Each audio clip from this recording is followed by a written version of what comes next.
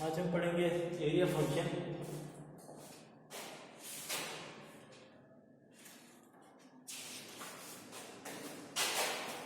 Area function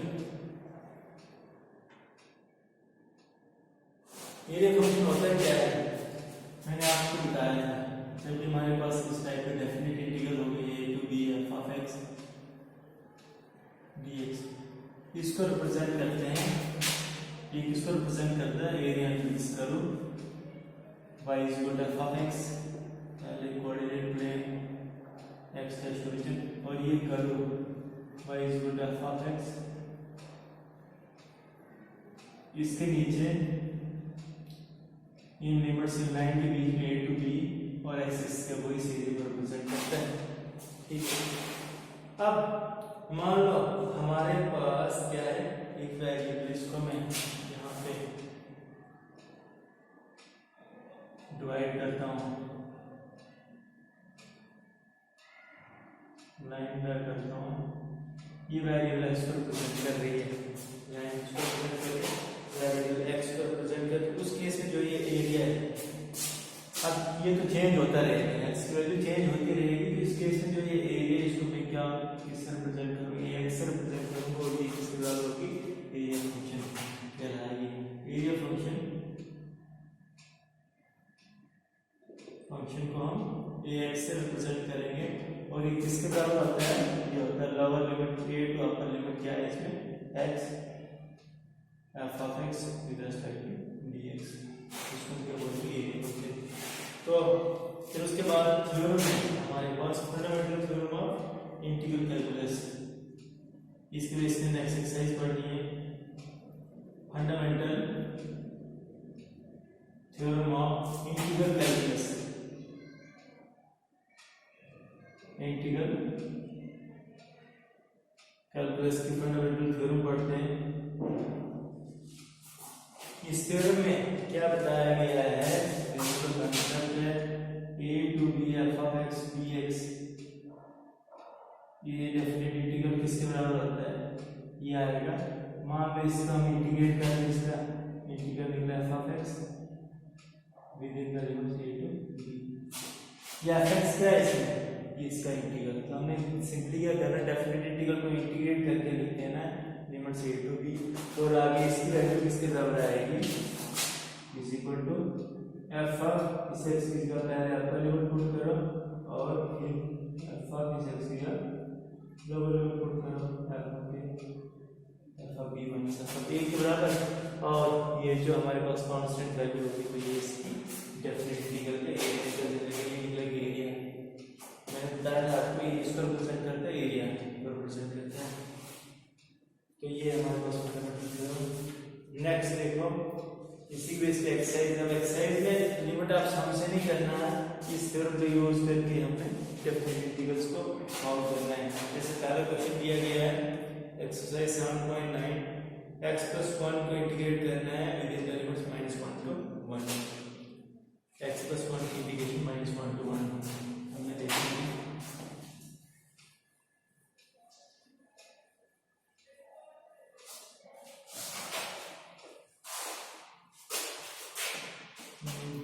exercise 7.9 question number first क्या है? First question, integration of x plus 1 with respect to dx within the limits -1 to 1 किसके बराबर आएगा? इसकी integration क्या होगी? x स्क्वायर अपॉन 2 प्लस 1 की क्या आएगी? x, और लिमिट्स आ जाएगी इसकी -1 to 1। इसको लिखो पहले अपर लिमिट, इसमें पुट करो, ये बनेगा 1 का स्क्वायर अपॉन 2 प्लस 1 माइनस, अब इसमें लोअर लिमिट पुट करो, -1 का स्क्वायर अपॉन 2 प्लस -1 के equal upper limit minus lower limit, ये आ जाएगा हमारे पास इसका 1 अपॉन 2 प्लस 1 माइनस इसका क्या आएगा? 1 अपॉन 2, तो ये प्लस माइनस का -1 के इक्वल। देखो 1 अपॉन 2 1 माइनस 1 के साथ कैंसिल, इसका आंसर क्या है? 0। क्वेश्चन नंबर 2 देखो, क्वेश्चन नंबर 2 में क्या है हमारे पास?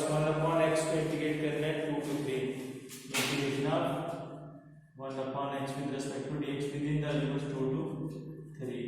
इसको क्या लिखोगे? पहले इसका इंटीग्रल क्या आएगा? ये आएगा log x और लिमिट्स क्या है यहाँ पे 2 to 3। तो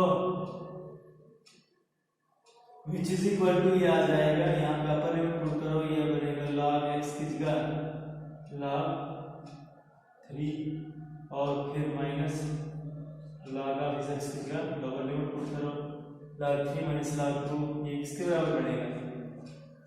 log 3 माइनस log 2 इसका आंसर। नेक्स्ट देखो इसी तरह थर्ड क्वेश्चन देखो आता हूँ मैं।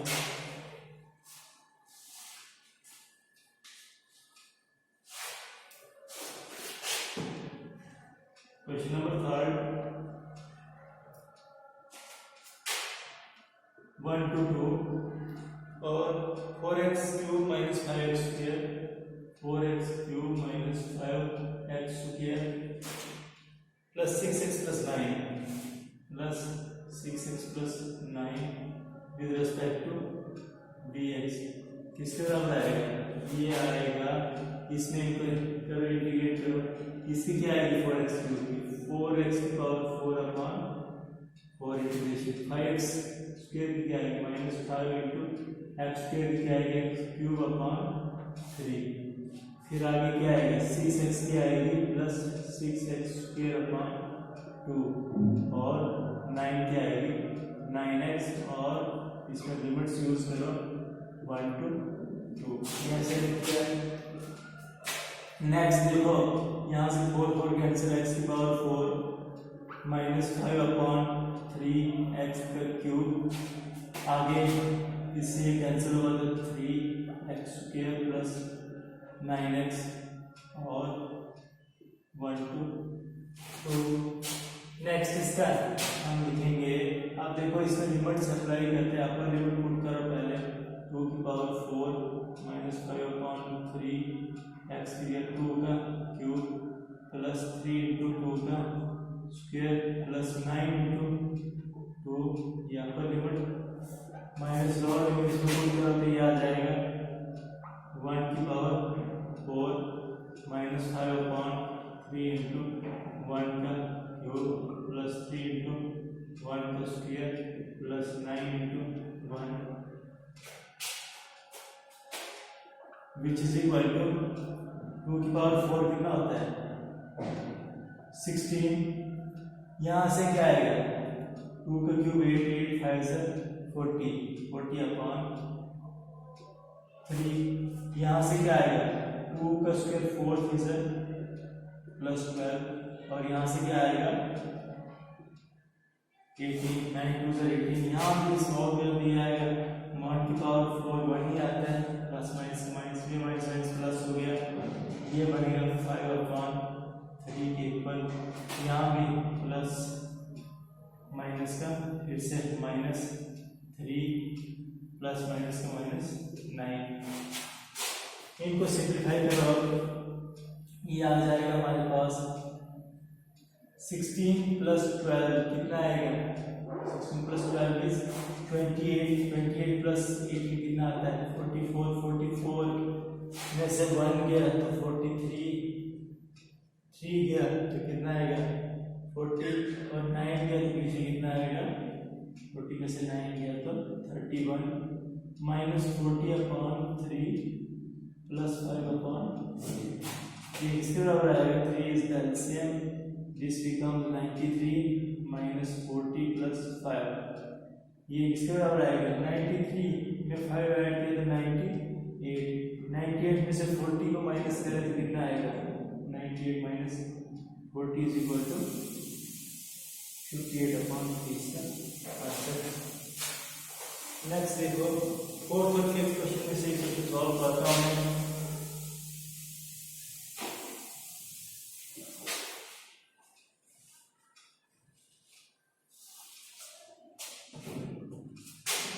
क्वेश्चन नंबर 4th और 5th में से 5th क्वेश्चन सॉल्व करते हैं। इसमें cos को x को इंटीग्रेट करना है 0 to pi by 2 लिमिट्स दी गई cos 2x dx 0 to pi by 2, ये किसके बराबर आएगा? cos 2x की इंटीग्रेशन क्या होगी? cos 2x की इंटीग्रेशन होगी, cos की होती है sin 2x अपॉन 2, और लिमिट्स क्या है यहाँ पे? 0 to pi by 2, which is equal to, ये किसके बराबर आ जाएगा? 1 अपॉन 2 बाहर निकालो, sin 2x within the limits 0 to pi by 2, which is equal to 1 upon 2 ऐसे ही, और sin 2x किसके बराबर आएगा? sin 2 into x क्या आएगा? Pi by 2 minus sin 2 into 0, which is equal to 1 upon 2 into pi by 2 किसके बराबर आएगा? sin pi minus sin 0, sin pi पे क्या वैल्यू देता है? 0, sin 0 पे क्या वैल्यू देता है? 0, विच इज इक्वल टू इसका आंसर। क्वेश्चन नंबर 6 क्या है?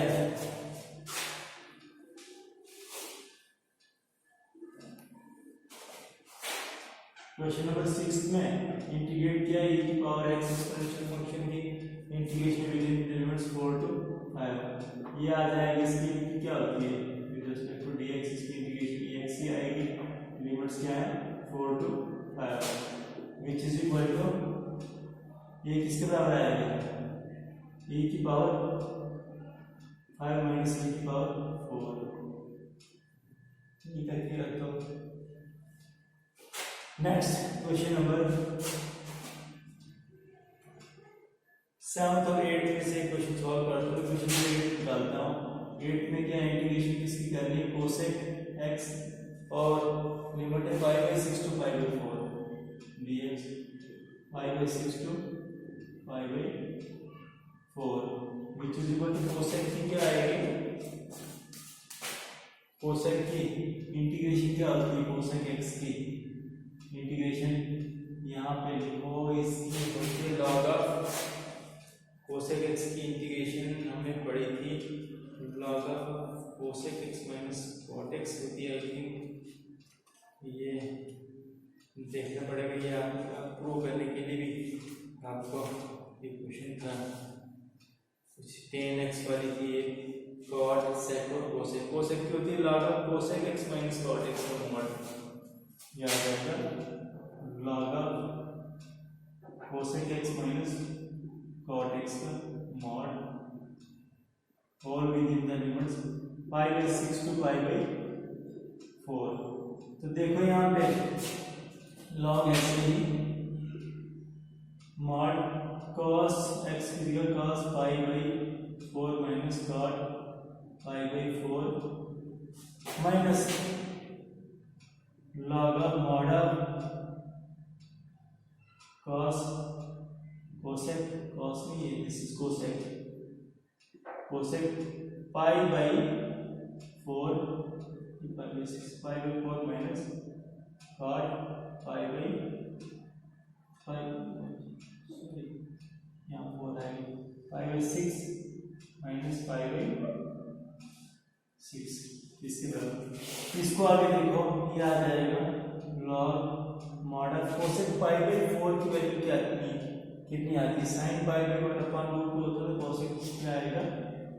√2 minus cot π/4 is equal to 1, यहाँ माइनस log ऑफ इधर भी कोसेक π/6 sin π/6 में क्या वैल्यू देता है? 1/2, कोसेक क्या देगा?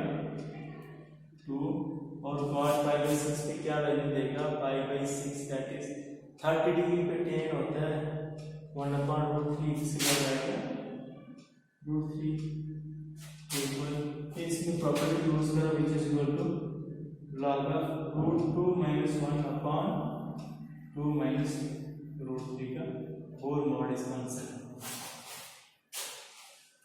नेक्स्ट देखो क्वेश्चन नंबर 9 और 10 रिलेटेड है, मैं 9 क्वेश्चन सॉल्व करता हूँ।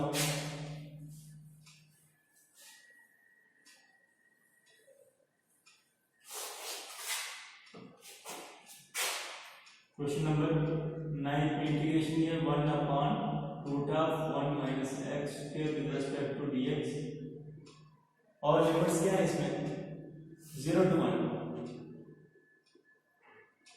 0 to 1 which is equal to, इसकी क्या आएगी, इसकी इंटीग्रेशन क्या होनी, देखो 1 अपॉन root of 1 minus x square, किसकी साइन एक्स की इंटीग्रेशन, साइन एक्स की डिफरेंशिएशन होती है, इसका इंटीग्रल क्या आएगा फर्स्ट में, मतलब इसका आएगा साइन एक्स, और लिमिट्स क्या है 0 to 1 which is equal to sign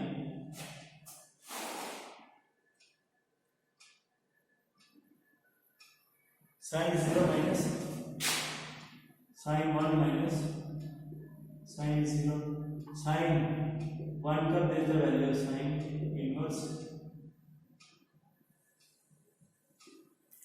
1 का होती value 1 sine inverse pi by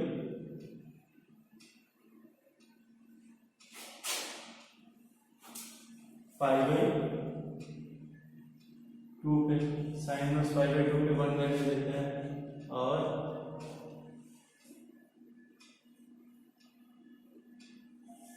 sine inverse pi by 2, sorry inverse T बेटा साइन पाई बाई 2 आ गई है, इसकी ये साइन नहीं आएगा, साइन इनवर्स टी ये आ जाएगा साइन इनवर्स 1 साइन इनवर्स 0, इधर आ जाएगा साइन इनवर्स 1 का होगी वैल्यू साइन पाई बाई 2, और यहाँ पे इधर भी साइन इनवर्स है, साइन इनवर्स साइन 0 का होती वैल्यू 0 पे ही आती है, तो इसकी sine inverse of sine pi by 2 is equal to pi by 2, sine inverse of sine 0 is equal to 0 which is equal to pi by 2, इसका आंसर। नेक्स्ट देखो 1 अपॉन एक्स स्क्वायर, इसकी क्या आएगी, tan इनवर्स x आएगी। अब solve करो, question number 11 में solve करता हूँ। क्वेश्चन नंबर 11 में इंटीग्रेशन किसकी है, किसको इंटीग्रेट करना है हमने, dx upon x square minus 1, dx upon x square minus 1 within the limits क्या है 2 to 3, 2 to 3 which is equal to, ये आ जाएगा किसके बराबर 1 अपॉन एक्स स्क्वायर माइनस 1 को इंटीग्रेट करना है with in the limits 2 to 3, तो इसको x square minus integration of 2 to 3 1 upon x square minus 1 का स्क्वायर, एक्स स्क्वायर माइनस ए स्क्वायर इसका आइडेंटिटी अप्लाई करो, एक्स स्क्वायर माइनस ए स्क्वायर किसके बराबर होती है, ये आइडेंटिटी अप्लाई करेंगे 1 upon 2a, 1 upon 2a log of x minus a upon log of x, ये इसमें 1 है, ये आ जाएगा 1 अपॉन 2 इंटू a का यही आएगा 2 ही log of x minus 1 upon x plus 1, x minus a upon x plus a, x minus 1 का मॉड, और लिमिट्स क्या है 2 to 3, ये आ जाएगा 1 अपॉन 2 log of पहले 3 minus 1 upon 3 plus 1 minus 1 upon 2 log of x की वैल्यू पुट करो 2 माइनस 1 अपॉन 2 प्लस 1, ये आ जाएगा इसके लॉग 1 अपॉन 2 कॉमन ही निकालो, यहाँ पे आएगा log 3 माइनस 1 2 अपॉन 4, सीधा 1/2 लिखो, माइनस ये माइनस बाहर निकाल दिया, log of 2 में से 1 गया 1 अपॉन 3, लॉग की प्रॉपर्टी यूज करोगे तो इसको आप लिख सकते हो which is equal to 1 upon 2 ऐसे ही log of a minus log b किसके बराबर आएगा 1 अपॉन 2 डिवाइड बाई 1 अपॉन 3, ये आ जाएगा 1 अपॉन 2 log of ये क्या आता है 1 अपॉन 2 इंटू 3/1, इस डिवाइड को मल्टीप्लाई करें ऐसे गुणा होता है, ये आ जाएगा 3/2 इसका answer.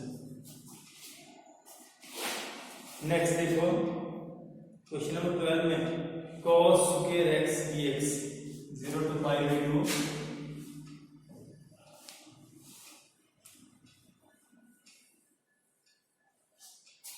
Question number 12,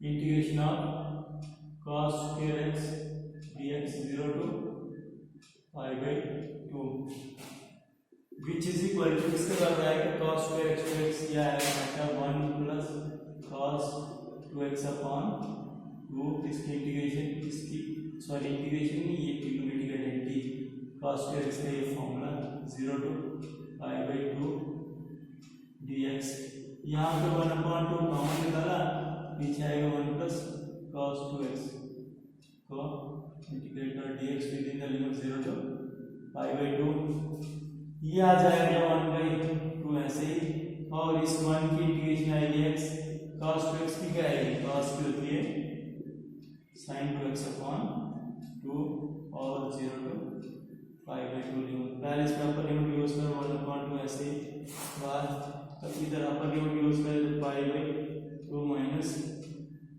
sin 2 into pi by 2 upon 2, और लोअर लिमिट पुट करें तो इधर आ जाएगा 0 plus sin 2 into 0 upon 2,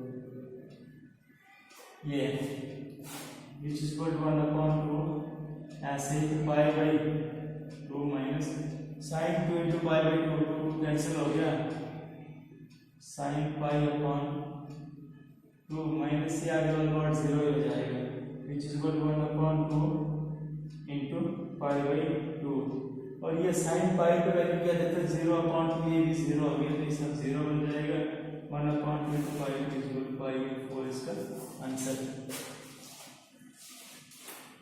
next देखो क्वेश्चन नंबर 12 था, 13th क्वेश्चन में थोड़ा सा स्टार्ट करके देता हूँ, आगे इसको आप कंप्लीट करोगे।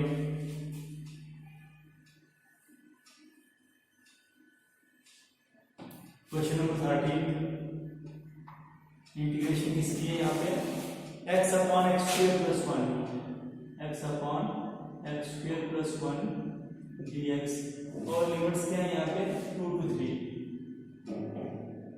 तो ये किसके बराबर आ जाएगा, इसको फंक्शन डेरिवेटिव फॉर्म में चेंज करो, 1/2 2 to 3, तो देखो कि 2 में खुद से डिवाइड में देखो तो मल्टीप्लाई करते हैं ऊपर, 2x upon x square plus 1 dx, अब देखो ये फंक्शन डेरिवेटिव फॉर्म में चेंज हो गया, तो इसकी इंटीग्रेशन क्या आती है 1/2 इंटू सीधा इसकी इंटीग्रेशन क्या आएगी log of x square plus 1, और लिमिट क्या है 2 to 3, which is equal to 1/2, और देखो log ऑफ एक्स स्क्वायर किसका क्या आ जाएगा 3 square plus 1 minus log of 2 का स्क्वायर प्लस 1, ये आ जाएगा 1/2 ऐसे ही, और log 3 square is 9 plus 1 10 minus log 2 square 5, ये आ जाएगा 1/2 log किसके बराबर आएगा 10/5, प्रॉपर्टी उसकी 1/2 log 2, तो इसको मैं log ऑफ √2 भी लिख सकता हूँ, 1/2 इसके ऊपर पावर मिल जाती है, अगर तो पावर 1/2 लिख देंगे। नेक्स्ट देखो क्वेश्चन नंबर 14 में आपको ये किस फॉर्म में चेंज थोड़ा स्टार्ट करके देता हूँ, आप खुद इसको चेक करोगे, आगे कंटिन्यू करोगे। क्वेश्चन नंबर 14 क्वेश्चन में क्या दिया गया हमारे पास, 14 क्वेश्चन है 2x plus 3 upon 5x square plus 1, integration of 2x plus 3 upon 5x square plus 1, ये हम स्पेशल टाइप के इंटीग्रल्स पढ़े थे ना, उस फॉर्म का with in the limits 0 to 1, तो सबसे पहले इसमें पुट करना है 2x प्लस 3 को आपने a into D upon D x of 5x square plus 1 plus b में इसको चेंज करो, इक्वल टू ये आ जाएगा a into 10x plus a into 10x, इसका डेरिवेटिव 0 हो जाएगा, 10x प्लस बी। तो इक्वेटिंग के कोएफिशिएंट्स आर एक्स, इक्वेटिंग इसमें करना है क्वेश्चन नंबर 14 में लेट आई पुट करने इसको आई इज इक्वल टू इसके बराबर equating the coefficients of x in both sides. इसको फर्स्ट इक्वेशन पुट करना वी गेट क्या आ जाएगा एक्स के कोएफिशिएंट्स को इक्वेट करें, यहाँ से एक्स कोएफिशिएंट क्या है 10 है और यहाँ से एक्स कोएफिशिएंट क्या है 2, 10 a is equal to 2 which implies that a की वैल्यू क्या आएगी 10/5। तो फिर equating the constants, equating the constants we get constants को इक्वेट करने पे क्या आएगा, देखो यहाँ कांस्टेंट p है 3, b की वैल्यू क्या निकलेगी 3 हो गया। तो अब therefore equation first becomes therefore equation इसके बराबर, तो which implies that equation first में values put the values of a and b, values of a and b in first we get, तो b की वैल्यू फर्स्ट में put करें तो 2x plus 3 किसके बराबर आ रहा है हमारे पास is equal to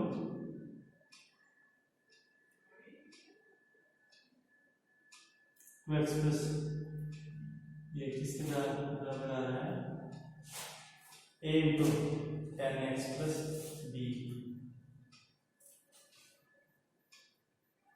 a into 10x plus b के इक्वल इसको लिखना हमने। यहाँ पे थोड़ी सी हमने मिस्टेक की है, 10 टू 3 की वैल्यू नॉट 5 दिस बिकम्स 1/5, तो 2x किसकी जगह लिखो a की जगह में लिखो 1/5 इंटू 10x प्लस b की जगह 3। तो therefore इंटीग्रल किसके बराबर होगा, इंटीग्रल अब आएगा 0 to 1 इस 2x प्लस 3 की जगह में लिखो 1/5 into 10x plus 3/5x square plus 1।